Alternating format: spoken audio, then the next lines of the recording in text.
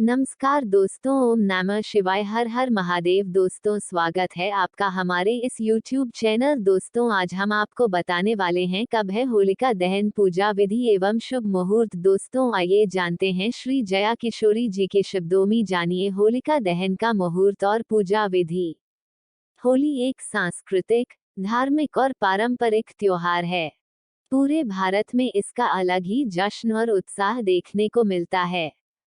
होली भाईचारे, आपसी प्रेम और सद्भावना का त्योहार है। इस दिन लोग एक दूसरे को रंगों में सराबोर करते हैं। 2024 होली हिंदू धर्म का प्रमुख पर्व है।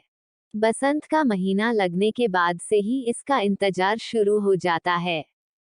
फाल्गुन शुक्ल पक्ष की पूर्णिमा की रात होलिका दहन किया जाता है और इसके अगले दिन होली मनाई जाती है।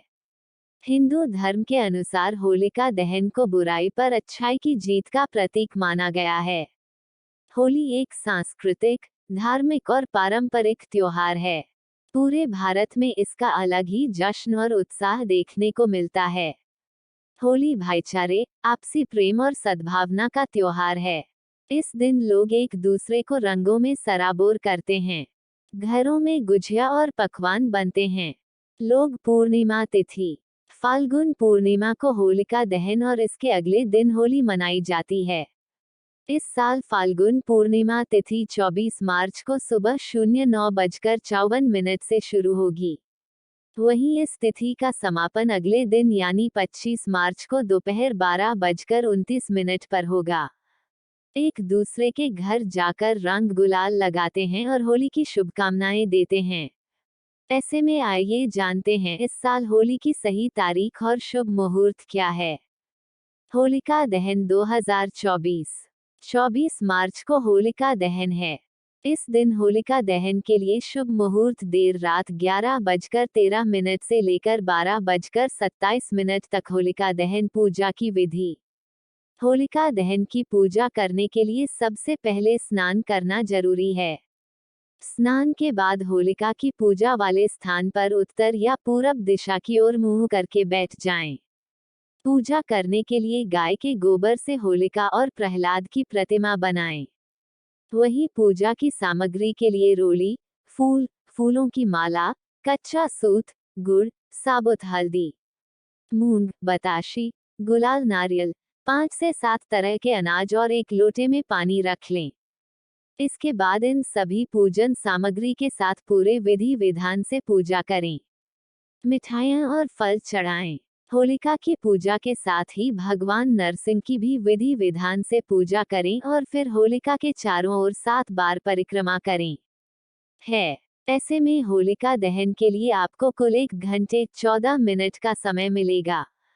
इन लोगों को भूल से भी नहीं करना चाहिए ये कार्य।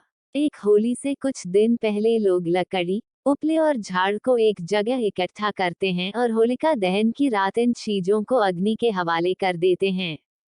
मान्यता है कि होलिका दहन की अग्नि में आहुति देने से जीवन की नकारात्मकता समाप्त होती है।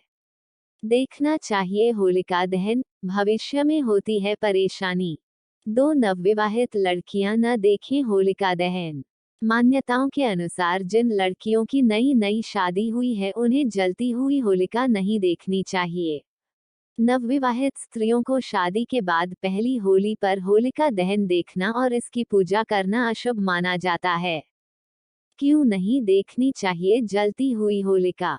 दरअसल ऐसी मान्यता है कि होलिका में आप पुराने साल को जलाते हैं और इसके अगले दिन से नए साल की शुरुआत हो जाती है। होलिका की अग्नि को जलते हुए शरीर का प्रतीक माना जाता है। इसलिए नवविवाहित स्त्रियों को होलिका की जलती हुई अग्नि को देखने से बचना चाहिए। गर्भवती महिलाएं रखें इस बात का ध्यान।